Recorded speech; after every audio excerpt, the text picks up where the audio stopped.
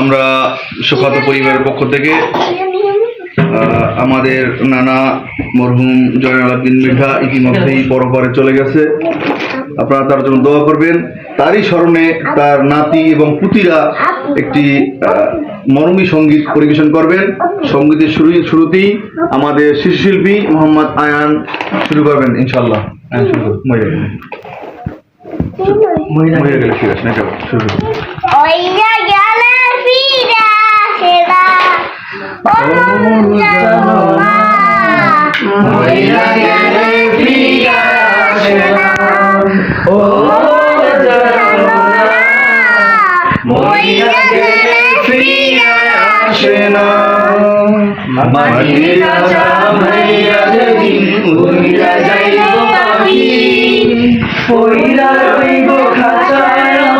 দেখবে